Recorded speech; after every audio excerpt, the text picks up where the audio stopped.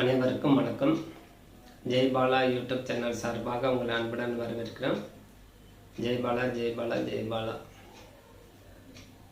திருமண பொருத்தம்ங்கிற தலைப்பில் பெண்ணுடைய நட்சத்திரம் அஸ்வினியும் ஆணுடைய நட்சத்திரம் ரேவதி நட்சத்திரம் எப்படி அமையுங்கிற பார்ப்போம். அது மாதிரி நம்முடைய சேனல் சப்ஸ்கிரைப் பண்ணுங்கள், லைக் பண்ணுங்கள்.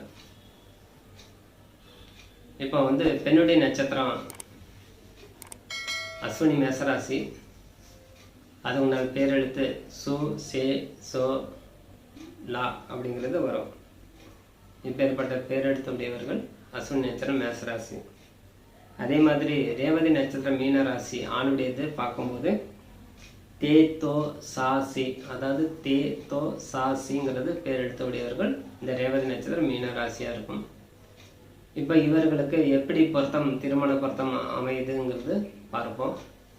மொத்தம் 11 பொருத்தத்தில் இவங்களுக்கு எப்படி உள்ளது பார்ப்போம். தினப்பொருத்தம் நன்றாக உள்ளது, எந்த குறைபாடு இல்லை. அதேபோல் கணப்பொருத்தம் இருவருக்கும் தேவகணம்ங்கிறதுனால கணப்பொருத்தம் உண்டு. இருவருக்கும் தேவகணமே, ஆண் பெண் இருபாலருக்கும். அதேபோல் மகேந்திர பொருத்தம் அமையவில்லை.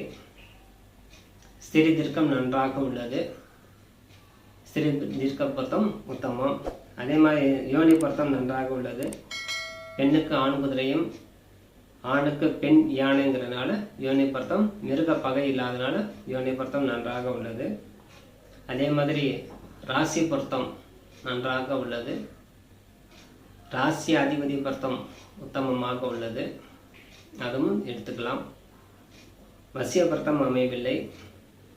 வசிய பொருத்தம் பெண்ணுடைய ராசிந்து பார்க்கும்போது சிம்ம ராசி விருச்சிக ராசி மட்டுமே செட் ஆகும், மற்ற ராசி அமையாது. அதனால் வசிய பொருத்தம் அமையவில்லை. ரஜ்ஜு பொருத்தம் சொல்லக்கூடிய மாங்கல்ய பொருத்தம் அதுவும் அமையவில்லை.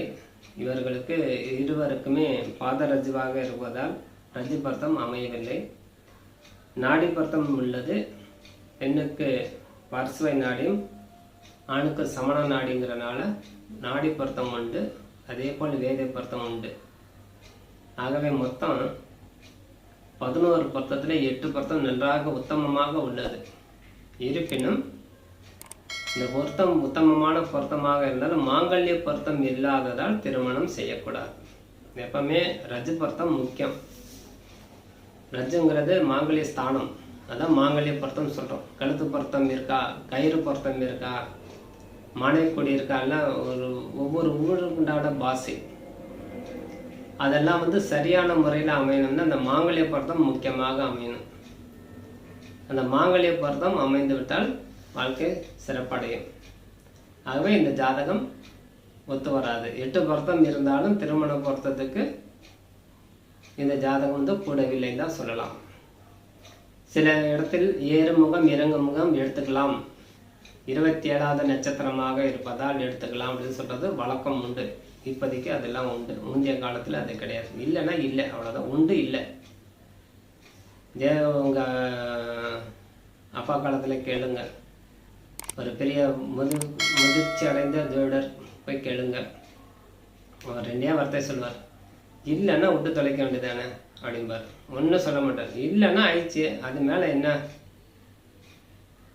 அதில் போய் எதுக்கு நோண்டிட்டு இருக்காங்கன்னு சொல்லுவாங்க. இப்போ எல்லாமே என்ன பண்ணுறாங்க, அது பாதி, இது முக்கால், இது கால், இது அரை அப்படிங்கிறத எடுத்து பஞ்சாங்கெல்லாம் வருது. பழைய பஞ்சாங்கத்தில் அதெல்லாம் கிடையாது. இதே ஒரு 10-20 வருஷம் முன்னாடி பஞ்சாங்கெல்லாம் எடுத்து பாருங்கள், அதெல்லாம் வராது. ஒன்று இருக்கும், ஒன்று இல்லைன்னு தான் வரும். ஆகவே இந்த மாங்கல்ய பொருத்தம் இல்லை அப்படின்னா திருமணம் ஏற்றதாக இருக்காது. ஆகவே கண்டிப்பாக தவிக்கணும். ஐயோ 8 பொருத்தம் அமைஞ்சிருக்குதே அப்படின்னு நினைக்கக்கூடாது. 10 பொருத்தத்தில் ஒரு பொருத்தம் முக்கியமான பொருத்தம் மாங்கல்யம் இல்லைன்னா விட்டுடணும். ரஜ்ஜு தட்டு தான் விட்டுடணும் சொல்லுவாங்க. அதுதான். அதே மாதிரி லக்ன பொருத்தம் 1ஆம் லக்னம், 3ஆம் லக்னம், 5ஆம் லக்னம், 7ஆம் லக்னம், 9ஆம் லக்னம் பார்த்துக்கணும்.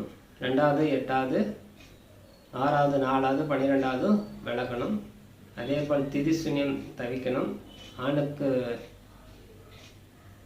மீனராசிங்கிறனால அவருக்கு திதி ஏகாதசி சதுர்தசி திதி ஒத்து வராது. பெண்ணுக்கு மேசராசிங்கனால சஷ்டி திதி ஒத்து வராது.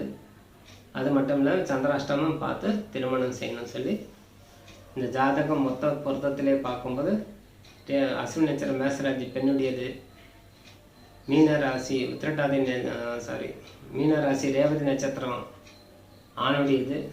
வைத்து பார்த்தா மாங்கல்ய பொருத்தம் இல்லாதனால இந்த ஜாதகம் தவிர்த்து வேறு ஜாதகம் பார்ப்பது உத்தமம் சொல்லி விடைபெறுகிறேன். நன்றி, வணக்கம். ஜெய் பாலா, ஜெய் பாலா, ஜெய் பாலா. நன்றி, வணக்கம்.